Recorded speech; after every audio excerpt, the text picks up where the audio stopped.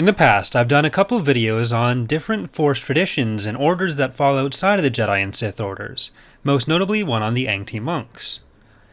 While the Jedi and Sith dominate much of the public consciousness and the broader galactic view, the farther we get from the core, especially into wild space and the unknown regions, the more small sects tend to pop up. Like so many things in Star Wars, these tend to be best fleshed out by the tabletop RPG supplements. Today's topic, the Kilian Rangers, are no exception, having been introduced by the Rebellion-era sourcebook from Wizards of the Coast.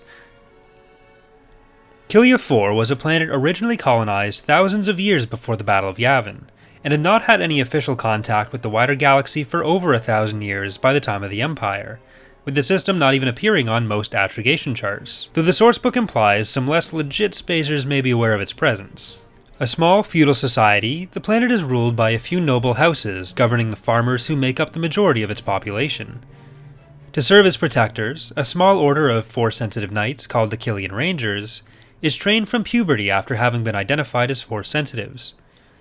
The sourcebook says there's typically no more than 5 active at any time, 1 lord, 2 rangers, and 2 squires. The ranks of the rangers are signified by a marker ring, possessed by all Kilian nobles. When the noble is also a ranger, a chevron in bronze, silver, or gold, respectively, marks a squire, a ranger, or a lord. Like with the Jedi and Sith, there are also sometimes renegade rangers and lords leading outlaw groups. As a relatively low-tech society overall, with what limited tech they have being generally owned by the lords, or renegade knights, the rangers have no tech quite as sophisticated as the Jedi lightsaber, but they do have 2 other pieces of traditional equipment.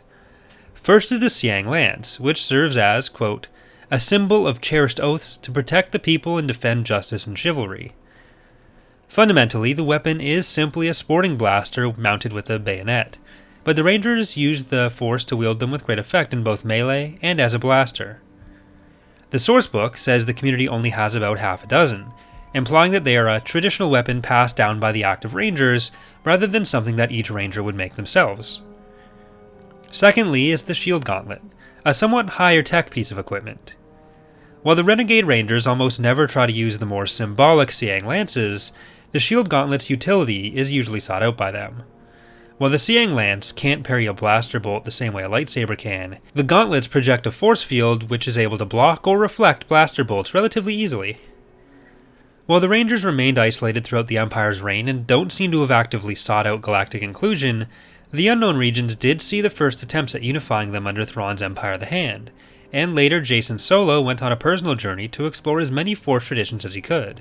We don't get many reference to the Kilian Rangers outside of the sourcebook, except for the Clone Wars novelization, the 2008 movie one, where a Kilian lord named Gaja Corbiol is quoted, so we'll never know for sure, but it is possible that Kilia 4 and the Kilian Rangers could have been included in either of those 2 efforts. Either way, I hope you've enjoyed this look at the Kilian Rangers. If you have any suggestions for future videos, please leave them in the comments, and if you've enjoyed, consider leaving a like or subscribing for more. Thanks for watching, and I hope to see you next time.